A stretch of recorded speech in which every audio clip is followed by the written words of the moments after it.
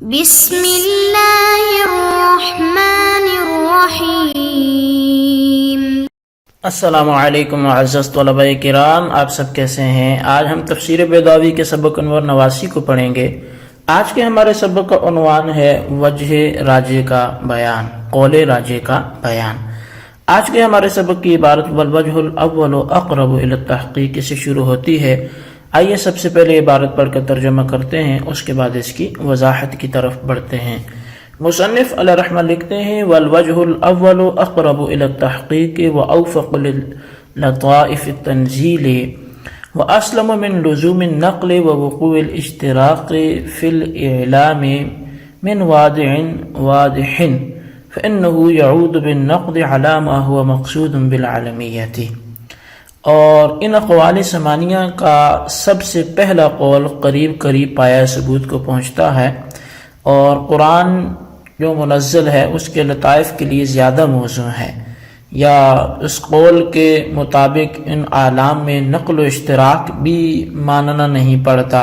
جو ایک ہی واضح سے ثابت ہیں، کیونکہ نقل و اشتراک کا واقع ہونا مقصود عالمیت کے منافی ہے۔ وقیل انها اسماء القرآن ولذلك اختبر عنها بالكتاب والقرآن، وقیل انها اسماء الله تعالى ويدل عليه ان عليا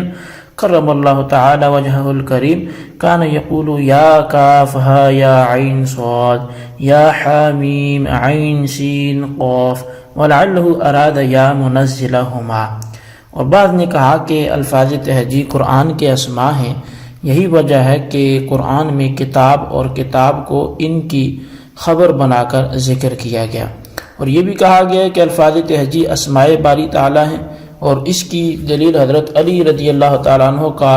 بطور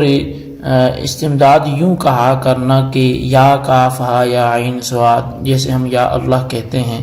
تو مگر بطور جواب یہ کہہ سکتے ہیں کہ شاید حضرت علی کا مقصود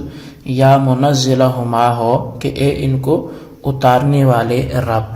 جی طلبہ کرام، یہ تھی ہمارے آج کی سبق کی عبارت، اس کا ترجمہ۔ آئیے اب اس کی وضاحت کی طرف بڑھتے ہیں۔ 8 مسلک بیان کرنے کے بعد جو ان میں 7واں مبرد کا مسلک ہے، اور وہ کتاب میں پہلے مذکور بھی ہو چکا، اور مصنف نے وقیل بحرف عطف لا کر اس کی طرف اشارہ بھی کر دیا،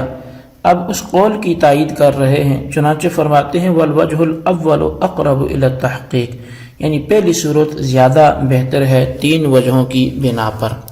اول وجہ یہ ہے کہ الفاظ تہجی کا حروف بسائط کے اسماء ہونا یقینی طور پر متحقق ہے،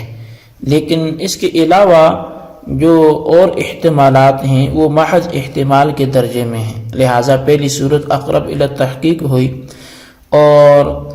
جو چیز اقرب الی التحقیق ہوتی ہے وہ انسب ہوتی ہے، وہ زیادہ مناسب ہوتی ہے، تو یہ ایک وجہ سے ترجیح ہوئی۔ اور دوسری وجہ یہ ہے کہ اسماء حروف ہونے کی صورت میں چند نکات بھی حاصل ہوں گے، مثلا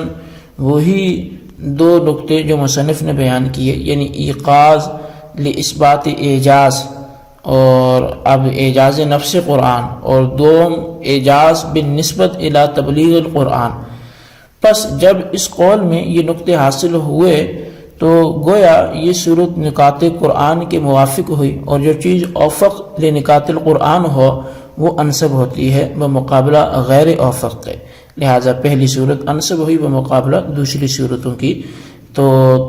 تیسری وجہ یہ ہے کہ اسماء حروف ماننے کی صورت میں اعلام کے اندر نقل و اشتراک نہیں ماننا پڑتا، بخلاف اس کے علاوہ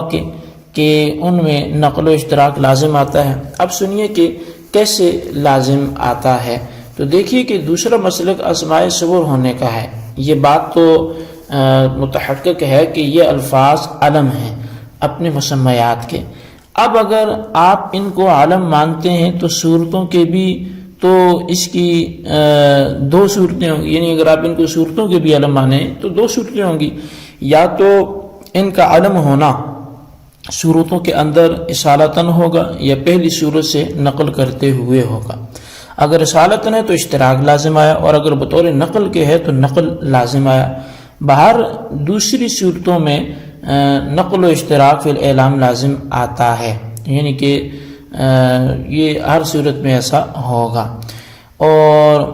اگر بطور نقل کے ہے تو نقل لازم آئے گا، اور بطور اصالتاً ہے تو اشتراک یہ لازم آئے گا ہی آئے گا، حالانکہ ایک ہی واضح سے اعلام میں اشتراک اور نقل یہ قبیح تر چیز ہے۔ اگر متعدد واضح ہو تو اشتراک بھی ہو سکتا ہے، اور نقل و اشتراک ایک ہی واضح سے قبیح اس لیے ہے کہ یہ مقصود عالمیت کے خلاف ہے، کیونکہ مقصد عالمیت یہ ہے کہ عالم کے ذریعے ذی عالم ممتاز ہو جائے، اور اشتراک و نقل میں التباس ہوتا ہے۔ پس پہلی صورت اصلا من لزوم النقل والاشتراک ہے، اور دوسری صورتیں غیر سالم من لزوم النقل و اشتراک ہیں، اور جو اصلا من لزوم النقل والاشتراک ہو وہ انسب ہوتی ہے بمقابلہ ان کے کہ جو غیر اسلم ہوں، لہٰذا پہلی صورت ہی انسب ہوگی۔ اور وقیل انہا یہ اوائل السور کے بارے میں 9 قول ہے۔ اس کا حاصل یہ ہے کہ اوائل السور سب علم ہیں، اور قرآن عظیم کے، اور یہ علم اللہ کی کتاب قرآن عظیم کے ہوں گے، اور دلیل یہ ہے کہ متعدد آیات کے اندر ان الفاظ کو مخیر عنہ اور کتاب کو ان کی مخبر عنہ ان کو بنایا گیا ہے، اور کتاب کو ان کی خبر بنایا گیا ہے، اور خبر محمول ہوتی ہے مبتدا پر، لہٰذا کتاب محمول ہوئی الفاظ تہجی پر، اور جب محمول ہوئی تو ہم نے غور کیا کہ وجہ حمل کیا ہے، تو وجہ حمل سوائے عالمیت کے اور کوئی چیز نہیں ملی، لہٰذا ہم نے ان اوائل السور کو علم قرآن قرار دے دیا۔ اور یہاں پر اگر غور کیا جائے تو مجموعی طور پر 8 اقوال ہمارے گزشتہ دروس میں گزرے تھے، تو اس کے بعد یہ 9واں قول اور پھر 10واں قول بھی یہاں پہ آئے گا، تو وہ اس بنیادی جو اقوال تھے ان کے اعتبار سے، ورنہ جو قول راجح تھا اس کی وجہ ترجیح کے اندر 3 اقوال وہ تو گزر چکے، تو اب جو یہ ہم قول پڑھ رہے ہیں کہ یہ قرآن کے علم ہیں اور یہ قرآن کے نام ہیں، تو یہ 9واں قول ہے، اور اس 9ویں قول کی جو ترتیب ہوگی وہ آپ پچھلے 8 کے ساتھ جوڑیں گے۔ اور کتاب کا الفاظ تہجی پر حمل اسی طرح ہے جس طرح علم پر ذی علم کا حمل ہوتا ہے، جیسے زید رجل مشخص بحاظت تشخص میں رجل جو ہے یہ رجل مشخص ذی علم کا زید علم پر حمل ہو رہا ہے۔ اب رہی یہ بات کہ وہ کون سی آیتیں ہیں کہ جہاں پر کتاب کا حمل ہو رہا ہے ان الفاظ تہجی پر، تو وہ آیتیں یہ ہیں الف لام میم ذالک الکتاب، الف لام میم صاد کتاب انزل الیک، الف لام را تلک آیات الکتاب المبین، الف لام را تلک آیات الکتاب وقرآن مبین، طاسین تلک آیات القرآن، حامیم تنزیل من الرحمن الرحیم، کتاب فصلت آیاتہ قرآن عربیہ۔ اب اس جگہ پر ایک اعتراض بھی ہے کہ آپ نے فرمایا کہ کتاب کا حمل کیا گیا ہے، کتاب کے حمل سے علم میں کتاب ہونا ثابت ہو گیا، لیکن علم قرآن ہونا ثابت نہیں ہوا، تو کیونکہ کتاب قرآن سے عام ہے۔ اس بات کا جواب دینے کے لیے قاضی صاحب نے والقرآن کا لفظ بڑھا دیا کہ جس طرح کتاب کا حمل کیا گیا قرآن کا بھی حمل کیا گیا۔ ایک جواب یہ بھی ہو سکتا تھا کہ کتاب سے مراد قرآن ہی ہے، تو بہرحال علامہ بیضاوی نے لفظ قرآن کو بڑھا کر صراحتاً اس دوسرے خیال کی نفی کر دی۔ اور وقیل انہا سے پھر یہ 10واں قول متکلمین کا ہے، اور اس کا حاصل یہ ہے کہ الفاظ تہجی اللہ تعالیٰ کے نام ہیں،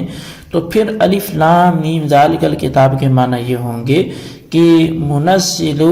ذالک الکتاب، یعنی یا الف لام میم۔ اب اس قول کی 2 دلیلیں ہیں۔ اول دلیل تو کتاب اللہ کی آیت ہے، اور جو